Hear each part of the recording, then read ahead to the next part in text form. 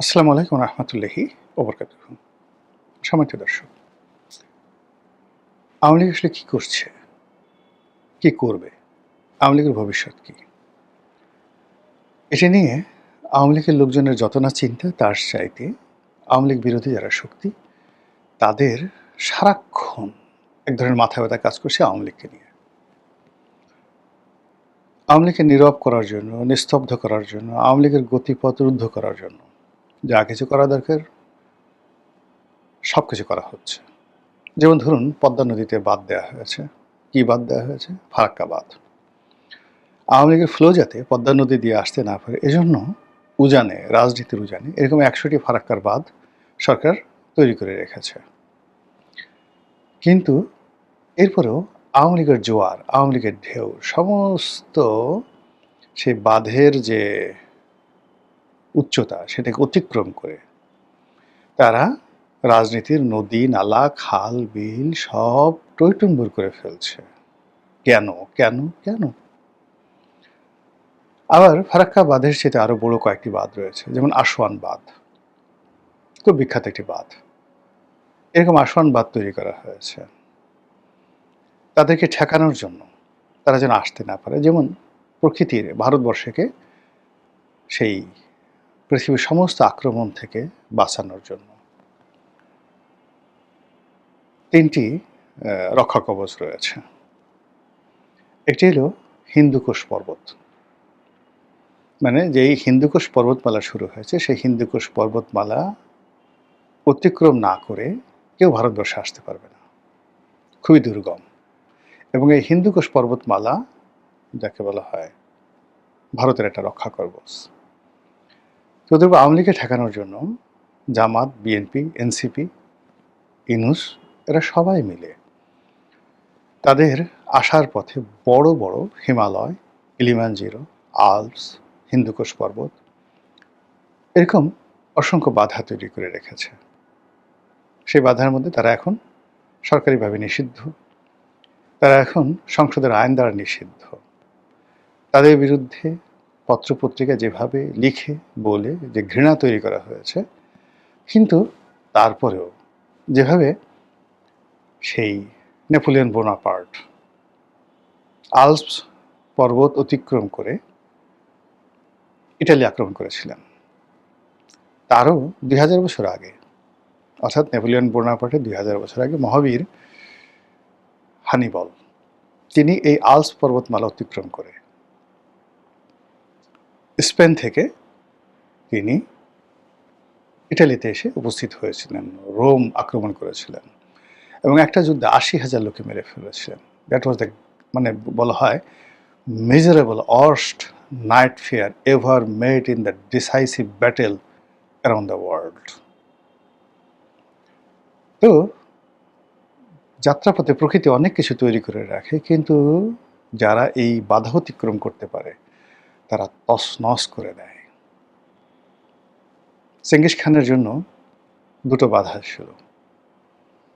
একটা হলো তিনি যখন খাওয়ারেজম সম্রাট জালালউদ্দিনের সাম্রাজ্য গুরগাঁও আক্রমণ করেন, তখন পৃথিবীর সবচেয়ে বড় ওয়াল ছিল গুরগাঁওয়ে, ইভেন বেটার দ্যান কনস্টান্টিনোপল। তছনছ করে দিয়েছিলেন তিনি সেটিকে। আরেকটা হলো গ্রেট ওয়াল, চায়নার যে গ্রেট ওয়াল, বহু ধরে, মানে চেঙ্গিস খানের জন্মের ১০০০ বছর আগের থেকে এই গ্রেট ওয়াল নির্মিত হয় এবং সেই গ্রেট ওয়াল দিয়ে পুরো বেইজিংকে মানে ঘেরাও করে রাখা হয়েছিল। আবার সেই গ্রেট ওয়ালের মধ্যে বেইজিং শহর, তার মধ্যে আবার আপনারা যারা বেইজিং গেছেন সেখানে দেখবেন রাজাদের বসবাস করার জন্য যে রাজপ্রাসাদ, এটাকে বলা হয় ফরবিডেন সিটি, নিষিদ্ধ নগরী। এমনভাবে সেটা ওয়েল প্রোটেক্টেড করা হয়েছিল যে ওই নগরীতে কেউ প্রবেশ করতে পারে না, নো ওয়ান এক্সেপ্ট পারমিশন। এই জন্য এটিকে বলা হয় নিষিদ্ধ নগরী। সেই চেঙ্গিস খান যখন বেইজিং আক্রমণ করেছিলেন, তছনছ করে দিয়েছিলেন, গ্রেট ওয়াল থেকে শুরু করে এই নিষিদ্ধ নগরের ওয়াল তছনছ হয়ে গিয়েছিল।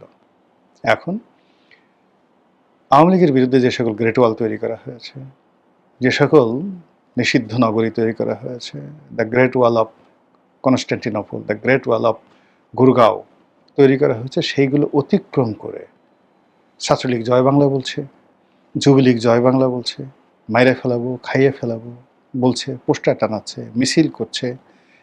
মানে এটা কি ধরনের কথা? কেন এরকম হচ্ছে? হোয়াই? আওয়ামী লীগের কি কোনো মা-বাপ নেই? আওয়ামী লীগের কোনো লজ্জা শরম নেই? কোনো ভয় নেই? মানে এরা কেন এই কাজগুলো করছে? এটা নিয়ে আওয়ামী লীগের যারা বিরোধী শক্তি তারা রীতিমতো অবাক হয়ে গেছে। যে প্রকৃতির অনেক প্রাণী আছে, অ্যাটলিস্ট সবারই কিছুটা লজ্জা শরম থাকে, কিন্তু আওয়ামী লীগের কী অবস্থা? এই কয়দিন আগে আমরা তাকে তাড়িয়ে দিলাম, আওয়ামী লীগ নিষিদ্ধ, আওয়ামী লীগ কোনোদিন আর বাংলাদেশে ফিরে আসতে পারবে না। কিন্তু এই এত কিছু করার পর আওয়ামী লীগের কোনো লজ্জা নেই, তারা বুক ফুলিয়ে হাসছে, দেশে দেশের বাইরে কথা বলে যাচ্ছে, তাদের মুখ যেটাকে আমরা রাগ হয়ে বলি চোপা, চোপা বন্ধ করা যাচ্ছে না। তো এই যে একটা অবস্থা, সেই অবস্থার প্রেক্ষিতে 2026 সনে 23শে জুন তাদের একটা, যাকে বলা হয় প্রতিষ্ঠা বার্ষিকী। এখন সরকার বলছে যে এটা তো কোনো দলই না, এর কোনো অস্তিত্ব নেই, কিয়ামত হয়ে গেলে আওয়ামী লীগ ফিরে আসতে পারবে না, এর কোনো নামগন্ধ থাকবে না, বাংলাদেশে শেখ মুজিবের নাম, শেখ হাসিনার নাম উচ্চারণ করার মতো কোনো লোক থাকবে না। কিন্তু এর মধ্যে সেই 23শে জুন আসেনি। আমি ভিডিও যখন করছি 22শে জুন রাতে, এর মধ্যে সারা বাংলাদেশে রেড অ্যালার্ট, 6টি জেলাতে সেনাবাহিনী নেমে গেছে, গোয়েন্দা সংস্থার সেই সর্বোচ্চ নেটওয়ার্ক কাজ করছে, সামরিক, বেসামরিক, রাজনৈতিক নেতাকর্মীরা সবাই জয় বাংলার স্লোগান প্রতিহিত করার জন্য রীতিমতো মানে কি বলবো, জনযুদ্ধে নেমেছে। ঠিক সেই অবস্থাতে আওয়ামী লীগ অনেকটা রিল্যাক্স মোডে তারা দিল্লিতে বসে তৎপরতা চালাচ্ছে। শেখ হাসিনা দিল্লির যে প্রভাবশালী সাউথ ব্লক রয়েছে, আপনারা জানেন সাউথ ব্লক কাকে বলা হয়। তো সেই সাউথ ব্লকের যারা আছেন তাদের সবার সঙ্গে তিনি সিরিজ বৈঠক করছেন, all of the political parties, এবং তাকে কারো কাছে যেতে হচ্ছে না। সবাই নরেন্দ্র মোদী থেকে শুরু করে সরকারের কর্তা ব্যক্তি সবাই তার সঙ্গে গিয়ে দেখা করছেন গোপনে। সোনিয়া গান্ধী থেকে শুরু করে অন্যান্য যে সকল নেতা যারা দিল্লিতে যাচ্ছেন, কেউ হয়তো তামিলনাড়ু থেকে আসছে, কেউ হয়তো কলকাতা থেকে আসে, তার সঙ্গে দেখা করছেন। তিনি বলতে গেলে পীরে মা হয়ে গেছেন এখন। মানে তাকে, মানে এটা বলতে মেজাজও গরম হয়ে যায়, রাগও হয়ে যায়, হাসিও পায়।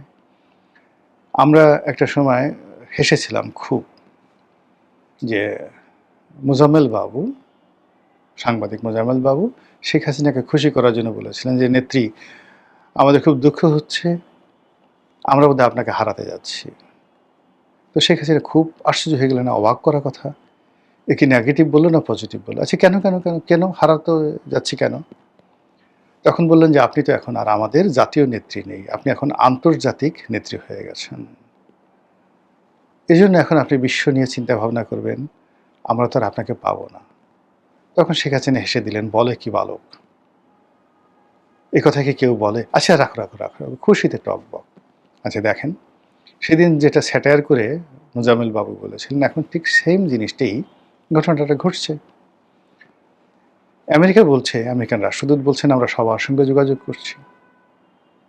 ফলে তিনি ব্রেন্ট ক্রিস্টেনসেন যে দিল্লি গেলেন, তিনি যে শেখ হাসিনার সঙ্গে দেখা করেননি, আপনাকে বলতে পারবেন দেখা করেননি? ভারতে যারা জয়শঙ্কর ছয়শঙ্কর তারা দেখা দেখা করছেন, সেটা ভালো কথা। আমেরিকান যে সমস্ত লোকজন দল বেঁধে খুব সাম্প্রতিক সময় দিল্লিতে আসছে, এই যে মোসাদের যাকে বলা হয় লোকজন, ইসরায়েলের লোকজন, এখন এই যে যে সকল কথাবার্তা হামাস নিয়ে বলছে, তারা যে শেখ হাসিনার সাথে দেখা করেনি, আপনি কি করে বলবেন বলেন তো? ব্রিটিশ যে রাষ্ট্রদূত সারাহ কুক, তিনি যে শেখ হাসিনার সঙ্গে কথা বলছেন না, দেখা করছেন না, তারপরে আবার তারেক রহমান সাহেবের সঙ্গে দেখা করে কথা বলছেন না, আপনি আমি কি করে জানবো বলেন তো? নরেন্দ্র মোদী শেখ হাসিনার সঙ্গে দেখা করার পর কেন বারবার তিনি 3 থেকে 4 বার তিনি কলকাতাতে এলেন? কেন ভারতীয় সেনাপ্রধান, বর্তমান আগের যে মিস্টার উপেন ছিলেন এবং বর্তমানে যিনি আছেন, কেন বারবার আসাম ত্রিপুরা আসা যাওয়া করছেন?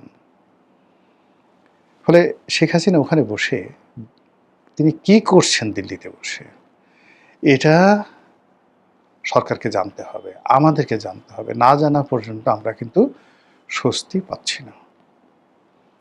২ নম্বর হলো শেখ হাসিনার ছেলে। সে যে লন্ডনে আছে, এই আমেরিকাতে আছে, সে তো আমেরিকাতে বসে মেট্রোতে চড়ছে না। আগে একসময় তার মা যখন ক্ষমতায় ছিলেন, তখন তিনি অনেকটা রিল্যাক্স ছিলেন। কখনো হাফ প্যান্ট পরে, শর্টস পরে তিনি বসতেন। তার প্রিয় একটা কুকুর, সেটাকে নিয়ে তিনি পোজ দিতেন। বাংলাদেশে আসতেন কখনো, মানে তিনি জাস্ট এটাকে একটা প্লেজার টাইম হিসেবে ব্যবহার করতেন। কিন্তু এখন তো তিনি সেটা করছেন না। তিনি খুব সিরিয়াস। এবং আপনারা জানেন যে পুরো ২০০১ থেকে ২০০৬ সনে আমেরিকাতে মার্কিন যে লবিস্ট গ্রুপটা ছিল আওয়ামী লীগের, এর পুরো লবিস্ট গ্রুপটির নেতৃত্ব দিয়েছিলেন সজীব ওয়াজেদ জয়।